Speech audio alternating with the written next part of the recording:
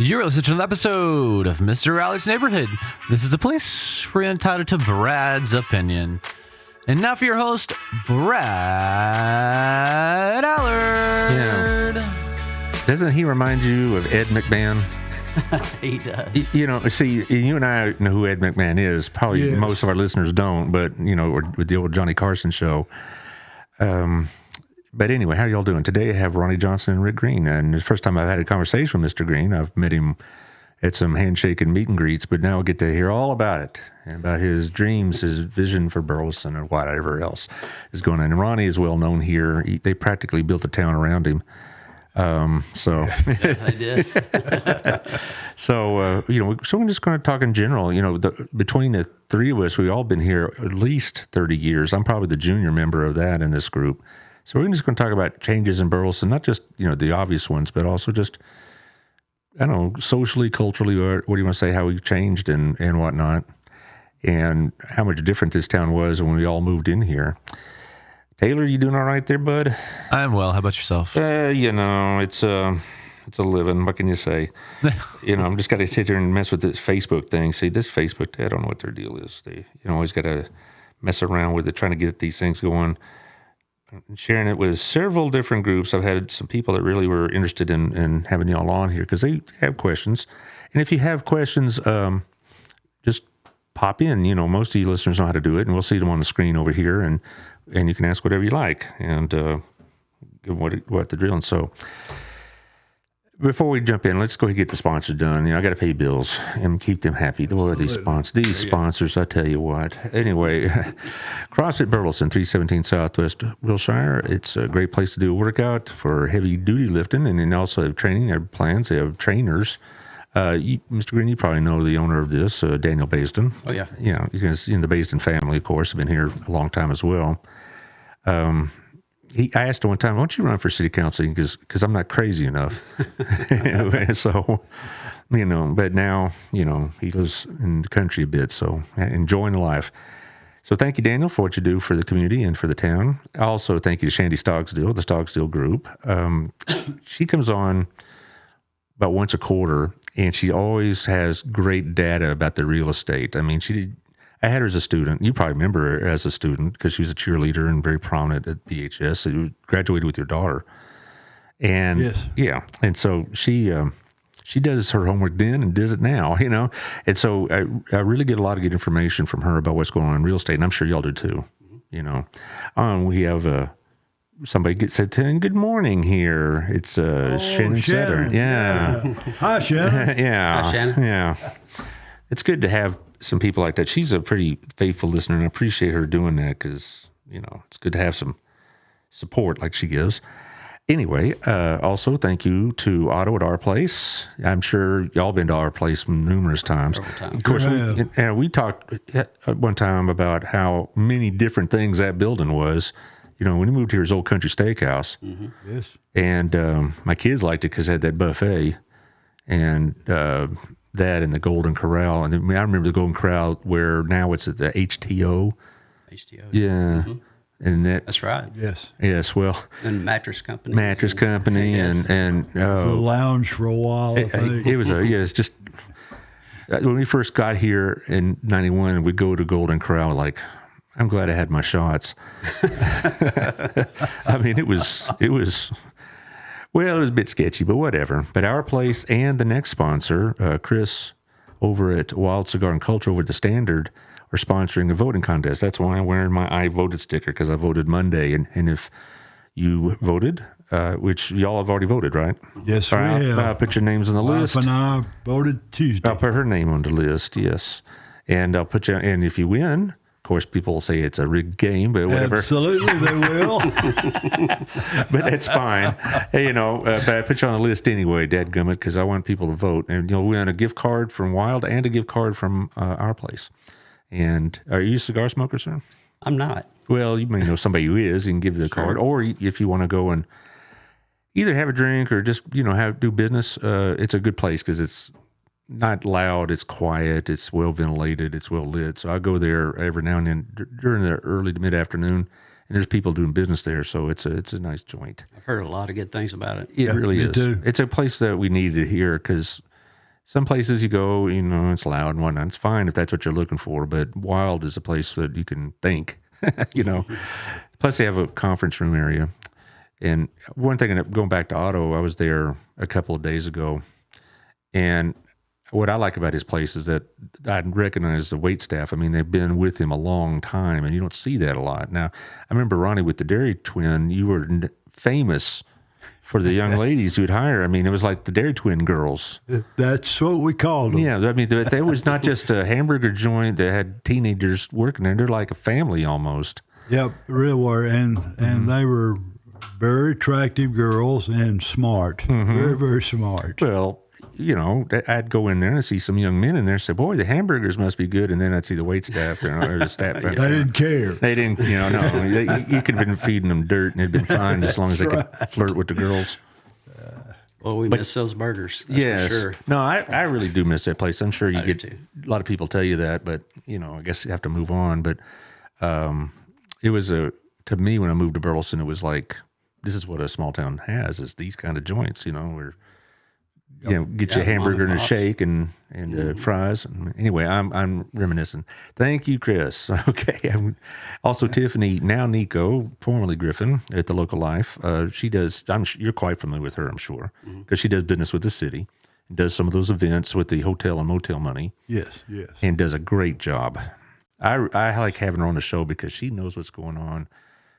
And she's exceptionally reliable to get that magazine out on time for her customers, her clients, regardless.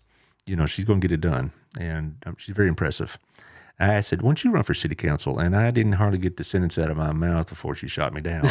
So, well, it'd be tough for her to do that and city council. It'd be a conflict of interest. So, so this is her goal of what she wants to do. Also, thank you to Southern Jim. You know what this is, Mr. Green. Have you been here before, Southern Jim? I haven't. You need to take Mrs. Green there. Okay. It's on the top of the Windmiller building, in the same building with Chris and Wild Cigar. My wife works there now. She works 2-3 days a week there. She's retired from the school system, and she's loving it. She's running around the house doing all these chores and trying to get me involved, and no thank you. But Southern Gym has inventory, has cleaning, it has repairs. That's doing a lot of repair business. And they're in the midst of moving from the third floor down to the bottom floor right next to American Revelry. So Gayla Moores, the owner, is not just a jewel dealer. She's a gemologist, I guess is the word for it. I mean, she has all the certifications and whatever else. So, now you've taken Mrs. Johnson. Well, it's her birthday today, right? It is her birthday today. Thank you so much for bringing that up. Yeah, I think you need to take her by. I'm just saying, what a good birthday to take her by and, something to commemorate the day, If she's listening right now, hit him up when he gets home, Peggy, all right? I always kid Ronnie about having a wallet with a zipper on it. Yeah. He never opens it up. I've heard that not just with his wallet, but with the city wallet, too. We don't want to call him cheap. We want to call him, cost mindful, Right. He's frugal. Oh, and Peggy chimes in, that sounds good. And so it looks like you're at least Again, Brad, thank you so much. That's why I'm here to sponsor. That's why I have to push the sponsors. Also, thank you to Hot Works with Michelle Humphrey over in 731 with the infrared workout. There's 11 different workouts. It maximizes the workout, less strain on your body. Some of them are pretty strenuous, some are less strenuous, so you get to choose what you want. It's over on 731 next to Chicken Salad Chick, which, every time I use that, every woman in town knows what that is. Yeah. So there you are. So if you're looking for a workout, what some people do is they'll go to CrossFit and do all the heavy duty stuff, and then they'll go over to Hot Works to kind of wind them down a little bit, and to loosen their muscles more with yoga or whatnot. So thank you, Michelle, for all you do. If you haven't met her, sometime it's a good thing to do because she's very sharp, very a good entrepreneur and the type of entrepreneurs we're trying to bring into this town. All right. And also my new insurance agent, Melissa Harmon, over at Texas Farm Bureau. She's right behind Captain D's. I found out where her office is. And I switched my insurance over to her in part because she saved me some money, in part because I wanted a live person to talk to across the table. Us old timers still like that. I know what it is, but you call people up in these big outfits, and you have to go through that phone tree and all this other business. And then, okay, the next available caller will be in 10 minutes. I like having somebody I can sit across the table and talk about these things. But she did save me some money, and I did up my life insurance, which my wife is a little bit too eager for me to do that, but there you are. She really will help you out. If you have insurance, she'll check yours out, and if she can't save you money, she'll tell you so. She won't make up any false claims about herself or yours. So Texas Farm Bureau at 680-804-0534. And lastly, Danette Juster at Pinnacle Concepts. We're going to be redesigning it. She's an interior designer, and she's at 303-324-9906. So the next time you're here, it's going to look a little bit different. First of all, we're going to change the angle of the room. They're going to redo this back wall, and we're going to do away at the table and have chairs and a couch or something like that. A little bit more comfortable setting. We used to do this at the Hub when we first started about 3+ years ago, and we had that kind of setting. I think we kind of missed it, actually. But anyway, let's talk about the city and not just about me and whatever else. We've all been here a while. How long have you served on city council? This will be 17 years. 17 years. You've been insane. Had 2 terms. So I started in 2000, 2004, and then I started back in 2010 to the present. So you had a little bit of break in the insanity, and then you said, I miss it so much. I want to come back. Yes. That's not what he said. And now he said, well, I'm sure there was lots of reasons, but the thing about it is, you've been right at ground zero at watching this town change, and the changes are obvious, but also not just the obvious ones, but maybe you've noticed, other changes in the community. We're not a small cow town anymore. No. When I moved here, and we're in the old building, as we still call it, which I still have very fond memories of. Now, for those who don't know what I'm talking about, it used to be Kerr. Now it's the early college program building. It was a worn-out building, but, it was very hometown and very comfortable. And I had a lot of good memories about it. And I like the fact, oops, I spilled my coffee. Well, no one's going to notice on this carpet, So, I had guys in the back of the room that had spit cups, and if they missed a little bit, they just kind of rub it in the carpet. Yeah. I didn't. And I hey, you're not supposed to be using tobacco in this classroom. Oh, this isn't tobacco. This is medicine. Okay. Oh, okay. I had a lot of country boys and stuff like that. Anyway, Shannon has a question. I'll get to the question in just a minute. What are the things that you noticed, not just physically, but overall changes in Burleson? What have y'all noticed? Well, let me go with the school. I'm probably more familiar there than anything. When I came in 70, I think we had 7,500 kids, and I think we have 15,000 now, or somewhere around that. And we had one building that was the high school and junior high. I'll never forget convocation. Everybody was in the old gym at the old high school, and it wasn't pleasant because it was darn hot. But I remember sitting there thinking, man, you've really arrived, because oddly, Texas didn't have anything like that. So to me, the big thing as far as Burleson's concerned, one of the bigger things is most certainly the school system itself. It's grown so much, and they've done a great job. The school we have, Centennial, is probably one of the foremost high schools in the state of Texas. It's a showpiece. So I think that they get a great education, and we have great facilities. And I think Rick could probably speak to the city better than I can, because he's actually been around there. Yeah, I think for me, it's been the business park, the 2 business parks that we have now. When I ran the first time on council, that was one of the things. Of course, it didn't happen because of me, but I was just a small part of it. But I definitely wanted to see some type of business park in Burleson to help, reduce the taxes for the residents, and we didn't have that at the time. And now we've got 2 business parks and about to have another one. So really, okay. Where is it going to be just exactly? So I'm thinking the same thing y'all are. Where's this new business park going to be? It's going to be out in the new Chisholm Summit development. Okay. I am thinking the right one. I was thinking, we're going to have another one south of town, but now I have an idea where it is. I want to jump on topics and get back to this in a minute, but I want to, Shannon said it, I have a question for you. What advice would you give someone who is interested in running for city council? Well, this is, to me, is very important. If you're going to do that, go and see what the job actually is. Get the job description, see what it is. Make sure you are aware you're not involved in day-to-day operations. You're involved in planning. You're involved in the budget, among other things. And there's some other things too. But my advice is, number one, see what the job is. Know that it's not 2 meetings a month. It's many meetings a month. And it does take and require a lot of your time. And a lot will jump in that they don't understand that. So what medication would you recommend if to go get you through these meetings? You know, there are a lot of business people that say, I won't do it because it will hurt my business. I will say this, it never hurt my business. So, well, you're not going to make everybody happy. No, you're no not. matter what you do. So even at your business, you're not going to make it right.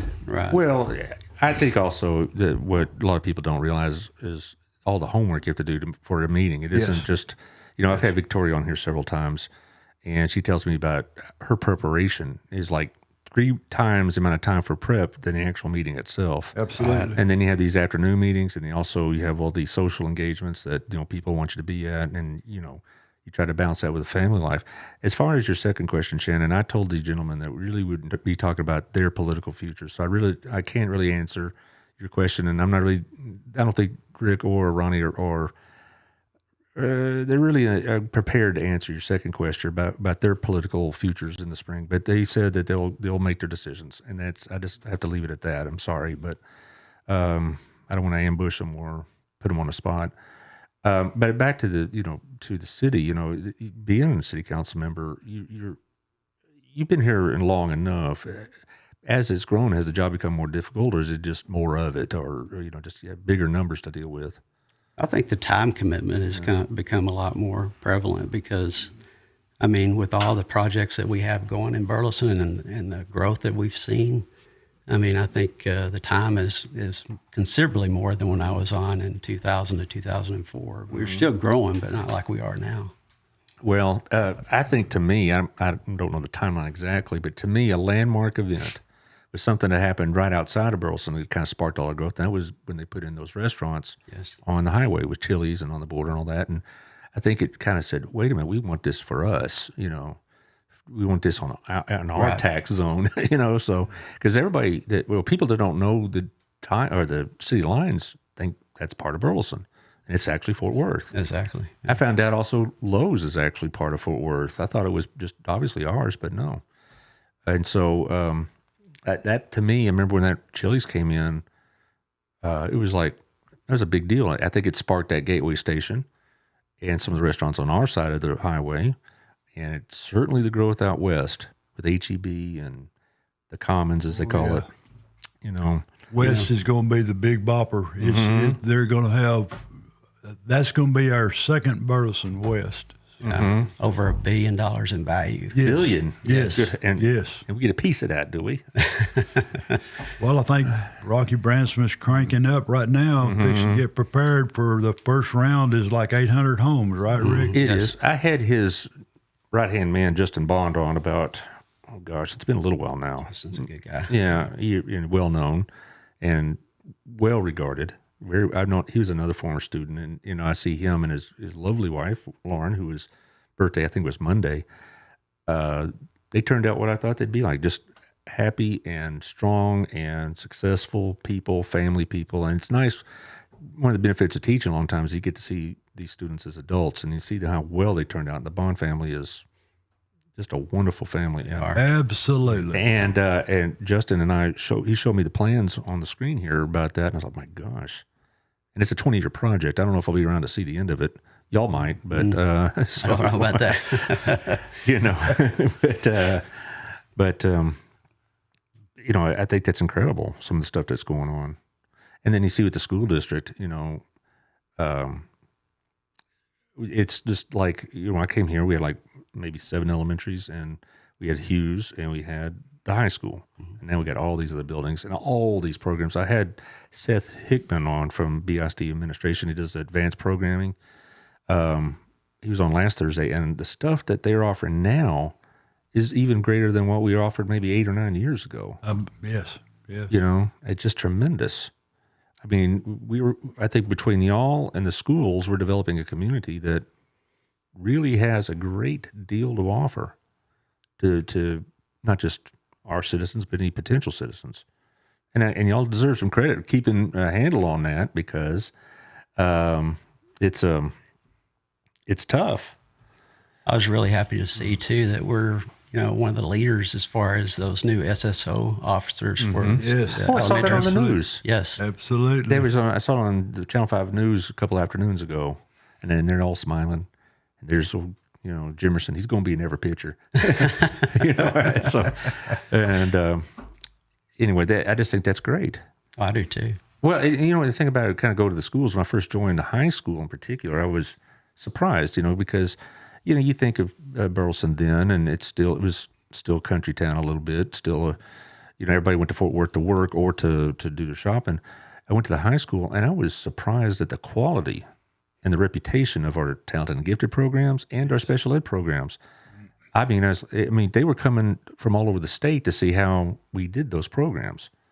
And we were one of the first in the area to move to advanced placement in the upper levels. And we often were asked, how did you do it? And how do you manage it? And all this other business. So to see, Burleson's, for, appearances, you think, well, we're just another town. We're not. We really do push the envelope a little bit on both city and in educational opportunities. I'd like to put a word in for our collegiate school. It's wonderful when you can come out your senior year in high school with 2 years toward college. Not only is that a great help, it saves a lot of money for mom and dad. So my hat is off. That was a great idea. Well, and I get a lot of the students in my Hill classes that had the Opportunity Fund. And I tell people this, and I haven't found another community that I've talked to that does this. No. And they're like, you mean you pay for the kids' junior college or community college? And I said, yeah, we got 3 locations in the county. They mostly use the one here in Burleson. So I have a class tonight, and I bet out of the 18 students, I bet at least 7 or 8 are on the Opportunity Fund. I was going to say, and like we started, that in the city too. I mean, that was something that had never been done before. So No, and I'll say that my last meeting with the Opportunity Fund, we had a Texas Tech vice president there, and they're fixing to start offering scholarships for the 3rd and 4th year. Holy moly! So awesome. we're fixing to be in great shape. You can get the whole thing in Burleson in a year or so. But that this is kind of a side note. That building that we operate in for Hill College is city owned, right? Yes. And we're moving to a branch off the high school. Yes. What plans do you have for that building? Well, you understand that's a school building. I thought it was Hill College leased it from the city. I thought it's city owned. No, you're talking about the building now. Yeah, I'm sorry. I'm sorry. Yes, we own the building. Right, that old Methodist church, which I've taught there night and in afternoon classes after I retired since 2004, and it's not opulent, but it's functional. Sure. The air conditioning and the plumbing works. Lights usually are on, but that's going to be a very valuable piece of property. Definitely. I think you're going to see kind of what you're seeing in downtown now, some of the same type businesses, and maybe some type of retail center there with little mom and pops or restaurants, kind of like what we have in Old Town that's being built out now. So I just wondered if there's been any discussion yet about selling that property, because you're going to have people lined to the left to buy it. You're going to probably, and of course, but being right next to the grocery store, being right next to Nola Dunn, it probably just puts certain limitations of what could be there. You couldn't put like a sports bar there, I would think, even though would I mind it? I don't know, but you can't. Probably a little close to that school. Too close to school. Yeah. But I bet you could find plenty of other buyers for that. It's definitely a valuable piece of property. Yes, it is. doubt And about it's that. Yes, it and you also property that could bring pretty good tax revenue. Well, and also the city could help. City can also help if they like what's fixing to be there. They can certainly step in and help a little bit too. If we could get maybe, like Rick said, a little retail, something like that, that'd be great. Probably the building's going to come up for sale. And it'll be sold. And it'll be demolished because it's More than likely. eccentric little property there. But Sarah Carlson says you better save the stained glass windows though. Well, those are very valuable. If y'all own it, it really would be a good idea to save them. You can incorporate them in some other city function. I agree. Yeah. You put them around the plaza or whatever else and whatnot.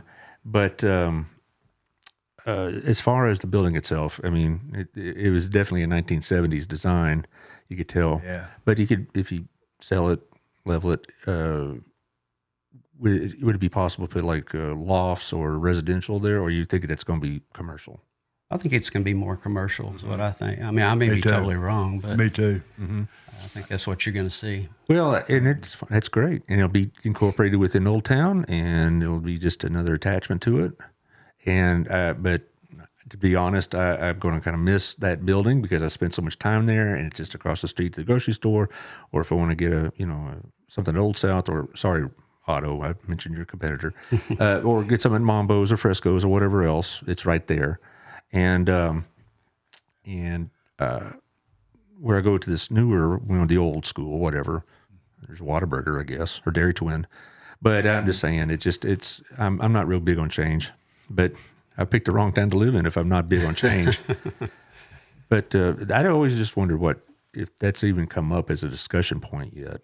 Because supposedly we're moving into that new space in January. It has definitely come up as a Yes, it has. discussion point. Yeah. And By the way, here's a trivia question for you. I remember when I first came in 1970, the Methodist Church was there, of course, and the minister was Dean Franklin. Now, I don't know if a lot of people remember Dean, but I do. Great guy. Had great kids in the system. So just throwing that out there for you. Well, Bill Janish here makes. By the way, he's relative of yours, right? In a sense, sure tell relative. Bill Janish. Oh, Yeah, shit. he makes a comment here about he'd love to see Old Town expand across the railroad tracks towards the old First United Methodist location. Several small strip centers would have to go, but the property there becomes something special. Would need a sky bridge, and that location could provide enough space for a multi-level parking garage to alleviate all the parking issues. That's pretty ambitious, Bill. Would be. Not a bad idea, but it's very ambitious. Well, yeah. now, but the thing about down to that depot, on Main Street, which if I ever want to get Fletcher's eyes to cross and get his face red and mad, I just mentioned the depot. That's going to increase a lot of foot traffic down there. It definitely is. And, so, maybe some sort of pedestrian sky bridge might one day be in our future. Who knows? You never know. Who would have thought some of the stuff we see now? Now, were y'all both involved in the planning of Mayor Vera Calvin Plaza? Yes. Yes. That to me is one of the best things y'all ever did because of all the things going down there. And we were talking about earlier about how it's hard to keep community when you keep growing. That's the best thing y'all could do to maintain community.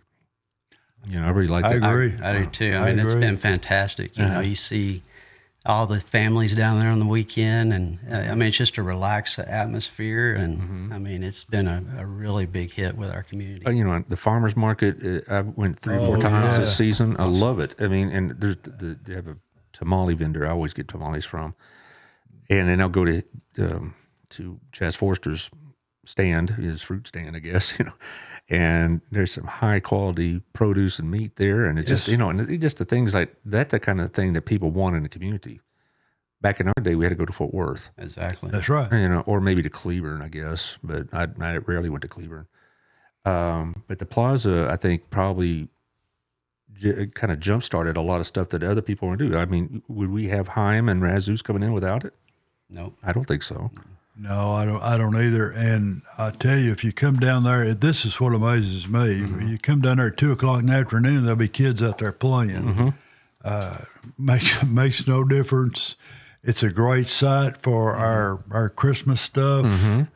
So it is one of the better things that we've done. Whose idea was that? You were the one to claim it? No, actually, I think a lot of it was Ken Shatter, wasn't it, Rick? I think it was, yeah. Well, that doesn't surprise me. No, it didn't me either. Yeah. And, there's some things that Ken did that I thought really have lasting impact on the community. I also was talking with Victoria last week about the parks that are popping up all over the place. Yeah. When I first got here, Warren Park was it, and it was a couple of rusty old playground toys. That's right. And that's about it. Right. Now they got some really nice parks. And they're redoing a lot of the Yes. equipment and all that stuff. So Yeah, she was very talking nice. about how they were doing one over in Oak Valley to help people with disabilities enjoy a park. Because, Yes. we don't think about that very often. You are. Yeah, and this thing, and I like the fact that some of these parks are not just on the main thoroughfare, but they're like in these neighborhoods, like the one in Oak Valley. Like there's one over, I think it's Cindy Park, is it called? Is on Cindy Plain? Yeah. Yes. And Yes. there's 2 or 3 others. They're small little micro parks, I guess. That I just think is kind of neat that it's just integrated in part of the community. They take a piece of property that may not fit for a house or a business, but they can put some toys on it, and it's a great thing. And they don't have to drive all the way across town, No. to get to it. It's right there in their community. Well, Right one there in that's their neighborhood. one that's kind of forgotten is the Heberly Park. It's right on the walking path, and it's not real big, but it's very, very nice. Maybe people are not aware of it, but it's a very nice park. Heberly, right? I remember her. That's right. I remember her. Great Myrtle. Yeah. That's right. With Great Myrtle If I Capital. remember right, she was the lady that's kept the Keep Burleson Beautiful kind of program going, the cleanups Yes. and all this other stuff. And I remember her when I was doing student council for the high school, she'd come and say, we'd like to have you help. And I'd say, well, we'll do what we can. And then about 3 or 4 members of the staff or administration said, that's my aunt, or no, that's my cousin, or, Ann Epperly must have been related to everybody. I think she's related to Terry Ford's family. And so Could have been. I think so. I think that was, and was funny. He's like, oh yeah, she's my cousin. How are you going to help her was the question, not when or if, It's like, That is what are you exactly going to do right. for my, Mr. Ford, you're great. Yeah, I think she had all of us on speed dial. Yeah. Well, you couldn't say no to her though. She was such a you sweet couldn't. lady. She was. She just, it'd be tough. You couldn't look her in the face and tell her no for anything. That's right. But anyway, and that's the thing is, we have a lot of people like that in Burleson that may not be serving in an elected position, but they volunteer their time and efforts. Absolutely. And that's a mark of a healthy community. Yes, and it really helps us as council to have people like that in the community that want to see a better community, and that's what they're all about. And people want to serve. And Victoria and I talked about this last week a little bit. It's serving is more of a time commitment than what people think. They want to get on these boards and all this, and then they find out, wow, this isn't just an honorary position. Right. There's work to be done. But fortunately, it sounds like we have volunteers that will step up to the plate. Well, look at all of our committees and boards. Gosh, Very important. Yes, very important. I bet we have 10, 12, and there's always somebody that will step up and say, "I'll be happy to help with that." What does it take to be on one of these boards, other than being a citizen of the community? Because, like myself, I live in the extraterritorial jurisdiction, but you have to live in the city to be on one of these committees and boards, right? That's about it. Yeah. Yeah. Okay. I think there's a time commitment too, at least a year or 2 years or something like that. Yeah. I can't remember which one it is. There's always that. The time commitment is there. And you don't have any problem getting volunteers for these. I mean, a lot of towns do. Not really. That's good. Some towns do. I know. I've talked to a couple of the people, and they said, well, they don't have the activity level that we seem to have in terms of the community and whatnot. Well, and some of the committees don't meet that often. They might meet 3 or 4 times a year, which helps as far as the time constraints on them. So, Yes. which one do you think is the one that probably gets the most attention? Planning and zoning. Definitely. Absolutely. Yeah, that one you better be pretty serious about. I mean, it's nice to be on the parks board or maybe these other boards that the brick or whatnot, and because I don't know how intense those conversations get, but I've been to a couple of P&Z meetings, and Rick was on it for a while. I believe. oh yeah, and some people, I'm sure were concerned when there was going to be some development near their house. That still happens, right? Oh yeah. It happened. Do y'all get this as council members? We look for their recommendations. I mean, every city council meeting we have their recommendation there, which makes it so much easier, even though we still have to do our homework and look at everything. It's nice to have their stamp of approval or disapproval, before we even go into the meeting. So, but ultimately, y'all have to pass on it, right? yes, We do. And so I'm sure every now and then you get some static about it. But the thing about it is growth is going to happen.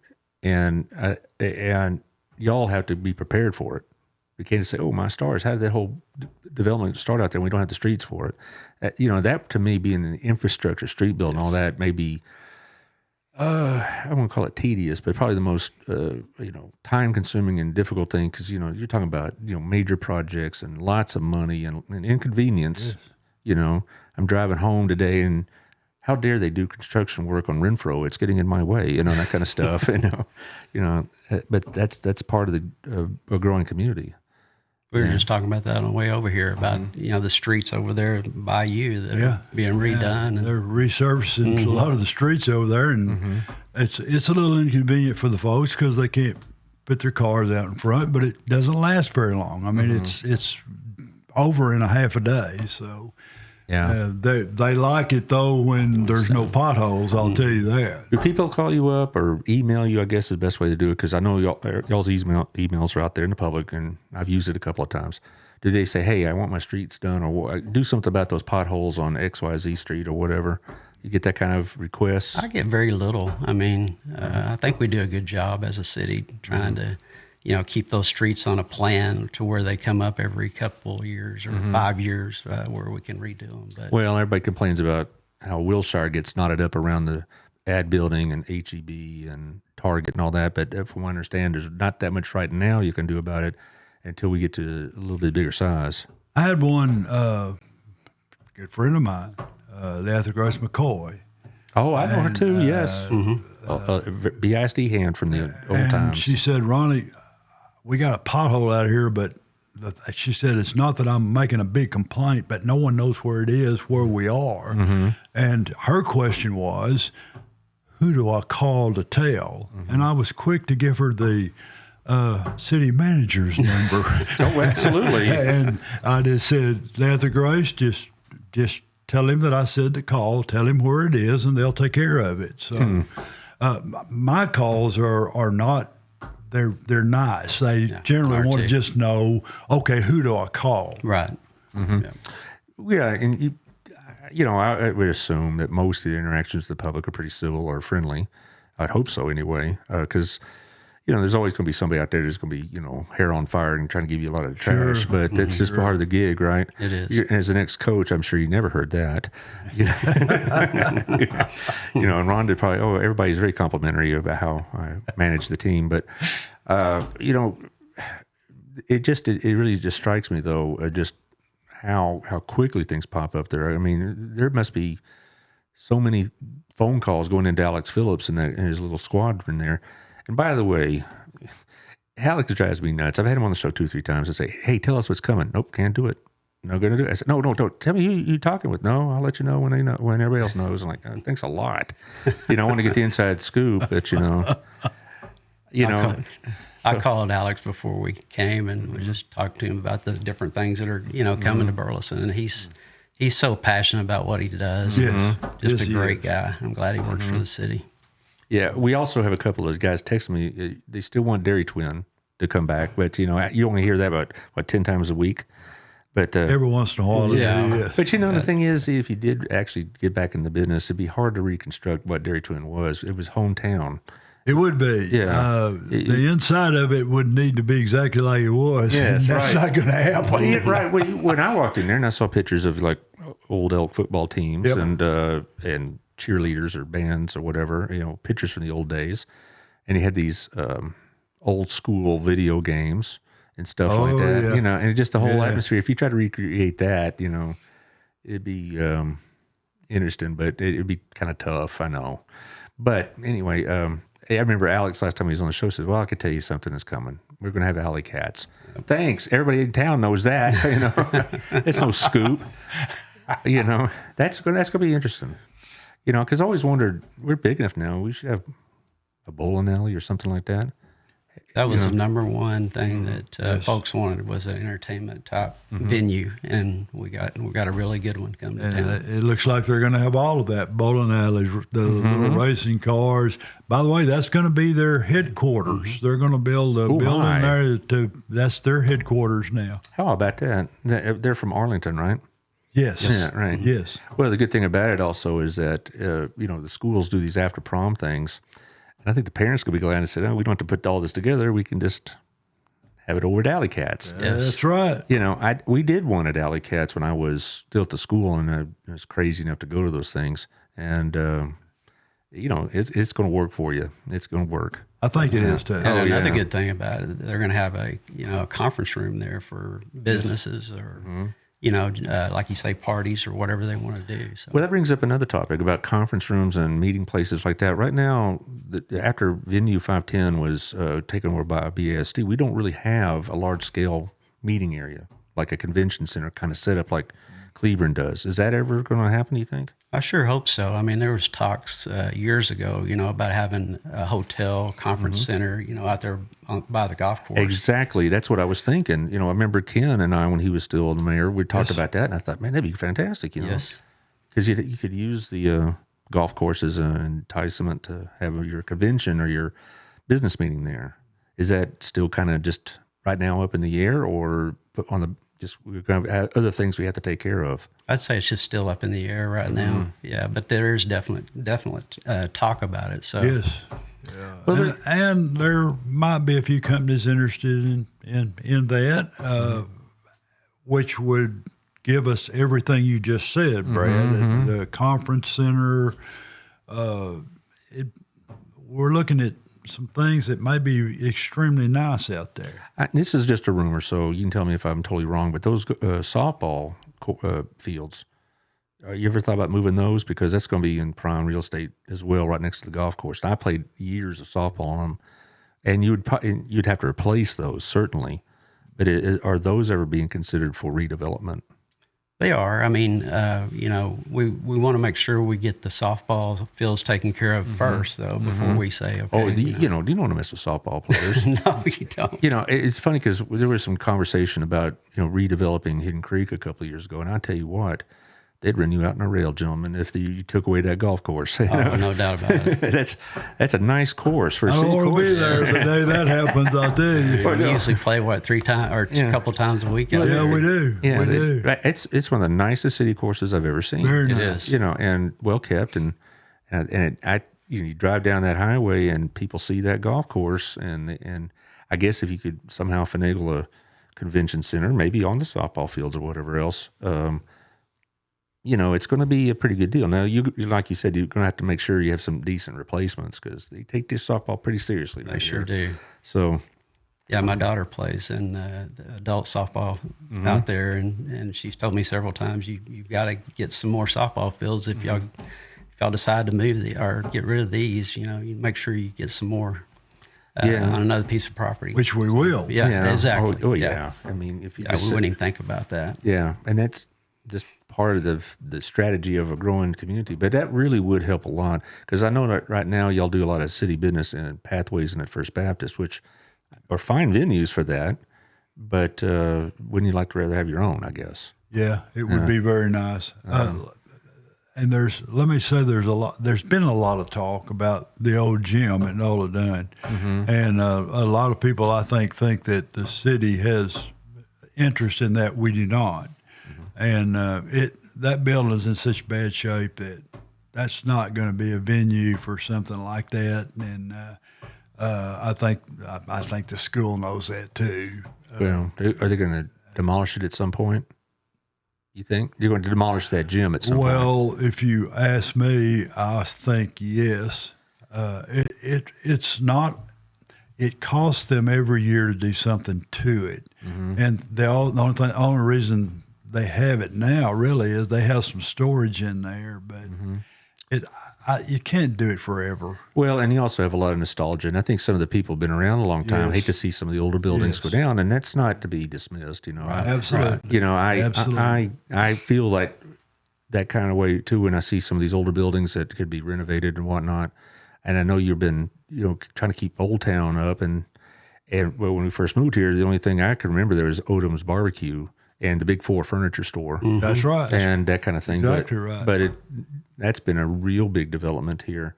Now, as far as replacing it, even it being again right next to a school, it limits your possibilities of what it could be there. But I think that if you could find something on Hidden Creek, like we've been talking about, would be a great place for it. and you will have outside interest in promoting it, kind of like with Fort Worth does with that Omni Hotel. I mean, they put some money in it, but Omni owns it and runs it and whatnot. I think they did that same thing in downtown Dallas. And so it would take investment on our part, but I think it would pay off a lot in the long run, or not even the long run, the medium run. Yeah, I do too. Yeah, and we have the property to do it too. You mentioned the softball field, but there's a lot of things you can do and not damage the golf course one bit, and have considerable amount to do things like that. yeah, and that's city-owned property, so Yes. so you have some options, but it'd be kind of nostalgic again because I played probably a dozen to 15 seasons there until I got to the point where it just hurt too much the next morning to be playing softball, but. It's like, it's just like any other town that's growing. You're going to have to make some sacrifices. I really like the baseball fields, Chisenhall Park. I mean, I think it's very nice. Great place. And I could see the softball fields being very, very much the same. I don't know where, off the top of my head, where you could put them, where they'd be noticeable and convenient. You don't want to put them way out in the sticks. But you want to put them somewhat near restaurants and stores and gas stations and such. But, that's why we elect you guys to make those decisions. Y'all can figure it all out. And I think we may see, at some point, I mean, it's been talked about for a long time as a major hotel, come in. We've got a lot of good hotels, but the next step up, from what we have even now, and have that convention center there and have, like you say, the golf course. And, I mean, it's a good overall, match of those different venues. You can have them all right there together. Well, Sarah Carlson, it says that y'all bought some property near Allsbury. Is that a possibility? If you're going to get something by Sarah Carlson, you're going to be a lot quieter about it than that. She knows things that are happening before y'all do. Awesome. Well, she does. She's a wonderful girl. Yeah. If I want to know what's going on, I just give her a call. I do too. I do the same thing. I said, well, tell me what's going on with this, or will my spies say, but anyway, that could be a possibility. Of course, there's something near that Alley Cats that might work out because you have this entertainment venue right there, and I don't know. There's all sorts of possibilities, and none of them are going to be inexpensive. You have to deal with that. No, you're seeing a lot of businesses now want to go on 731, whereas before they wanted to be on 35. So now we're starting to see, with the Alley Cats and everything going out there, we're starting to see, a lot of people want to put their business out there. So, well, I try to avoid 35 when I can. I do too. And to be honest, I try to avoid Wilshire when I can. I've found ways to get to the other side of town that I didn't have to exactly go through Wilshire, and Allsbury's one of them, because it just, this isn't your fault because it is a state-owned property or road. Yeah, it is. But so you really can't do much about it. But it is just a fact that it takes time to get through the lights. I always joke about how in the world does Cordell and crew even write any tickets? I can't get a good enough head of steam up to be speeding in this town.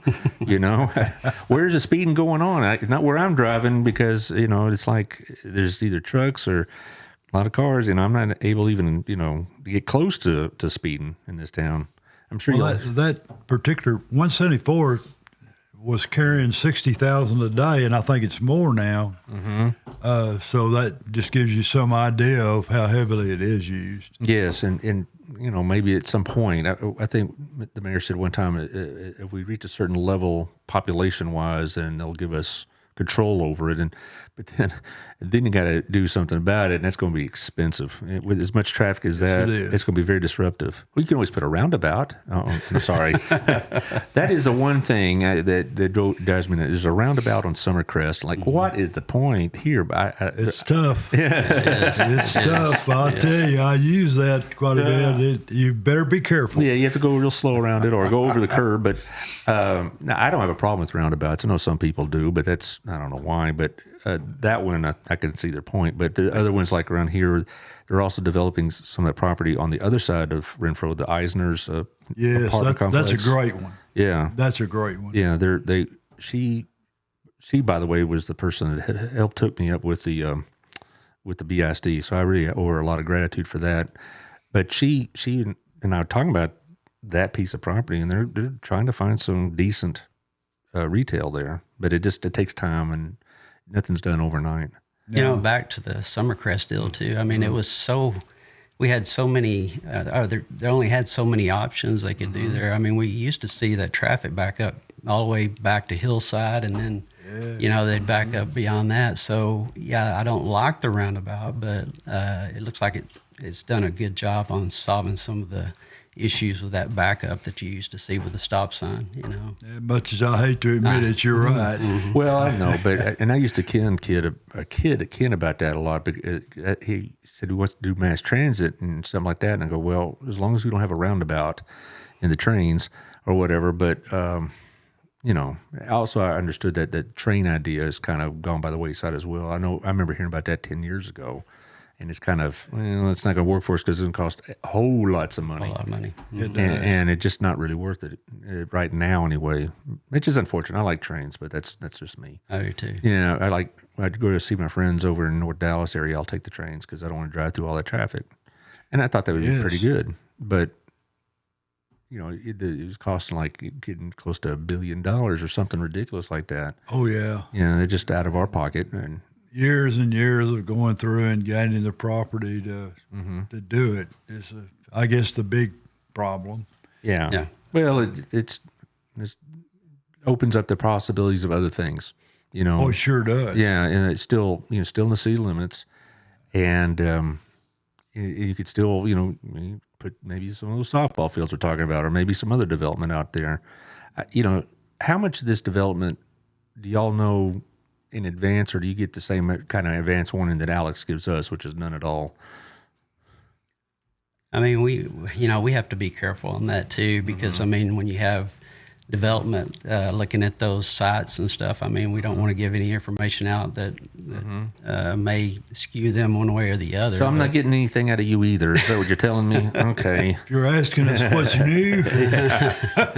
Torchies is coming. Yeah. Oh, yeah. Taylor, you hear that? Yes. I'm so excited. Yeah, he's a big Torchies fan. So, what we need is car washes, though. That guy. These cars are just a few more. Yeah. Oh, what happened? Don't worry, there's more coming. Yeah, I know. Are there really? We had the cleanest cars in town. When I moved here back in the day, I said, this got to be the pizza eatingest town I've ever been in, because there's like pizza joints all over the place. That is right. And now, you know, of course, we got all these other things coming, and I'm really looking forward to them. I really am, because I like the fact I don't have to go somewhere else. You know, it's everybody goes to Fort Worth every now and then, but now I could shop and eat and do all my stuff here without having to beat my head through the traffic to get to Fort Worth. Yes. And I have options. You know, back in the day it was Jose's, which was terrible, or Old Country Steakhouse, or Golden Corral. Yeah, and that's it. That's right. And now you got all these options and all these different styles. My wife has been pushing me to go to Fish City Grill or whatever it's called. So I'll be going probably this week sometime. And so, you know, that all these various things, you know, just make it. The only fish joint I remember is Bill and Marty Martin's. Yes. Yeah. Which is good. It was good. Yeah. But, we first came here, I know Peggy and I talked about that. We said, well, if we ever get to a point in Burleson where we don't have to leave town to Christmas shop, we would have arrived. Yes. And so we've arrived. Well, I think so. And because from what I understand, they're coming to us. We're not having to go out there and shake the trees. That is exactly right. Yeah, and we'd been to some of the shows in Vegas for businesses and stuff like that. And back, 10 years ago, I mean, they didn't even want to look at Burleson. That's right. But now you're seeing some major players that want to look at Burleson, which has been fantastic. I mean, just like the Sams that we have now. I mean, Oh yeah. Yes. Well, maybe we'll change the laws and get casino gambling. No, forget it. That would get people excited. That might get your email box full. Yes, I think it would. Well, gentlemen, we're running on time here, so I appreciate y'all being here. Thanks for having us. Yeah. We're going to do this again. Always I'm sure. enjoy it. Yeah, I enjoy just not just the reminiscing, but just to hear positive things going on in our community, and there are a lot of positive things, and I think sometimes we get so dialed in on this little detail or that detail. You look at the big picture. We're doing really well, and we're fortunate. We've been blessed. Right. The Lord has blessed this town, and with the people and the institutions, the churches are great. Yes. I've been so honored by the nonprofits to come on the show, and we have such really dedicated people, like the Next Step Women's Center, Yes. and the Center for ASD, the Autism Group, and Yes. Harvest House. In fact, I do a little promo. Jennifer Woods will be on here next Thursday, talk about the Harvest House and that space they're opening up pretty soon for retail. Very nice. Yeah, that's the kind of community I want to live in. Yeah, me too. Yes. Yeah. Well, anyway, I always give the guests the last word. So, which one do you want to go first? I will say this about Burleson. I think that we do the right things as far as city council and school board. And I think you see the results of it. I'm not ashamed of anything we've done. I'm not ashamed of anything the school district's done. We've done a great job. I know that's patting us on the back, but sometimes we need a pat on the back. You darn tootin'. Definitely. But, You hear all the other junk, but you need to hear the good stuff too. But I like the way we're going. I do too. I like I know you have growing pains with all the growth, but I mean, if you just hang in there, I think it's going to turn out okay. I mean, I love Burleson. I've always, since we've been here, I think we've been here since '86 or '87, and I wouldn't have any other place as my home for sure. I love Burleson. Well, and several people have thank you for your involvement in your work. Sherry Scott, Shannon Sutter, Jackie Jones, they all say thank you for putting the time in, because I know it is time. It is sometimes, and you have to make hard decisions, and we appreciate the thoughtfulness you put into those decisions. And we're going to do this again soon, I hope. And so next Monday, I'm going to have my friend Dee Dee Simpson come in and talk about how to promote your shows, or businesses rather, well, both, through her social media group Thrive. Then I have Kabrina Daniels and Jeremy Bleeker on next Tuesday. And then, like I mentioned, Jennifer Woods will be on Thursday. So we'll see y'all then. Righty.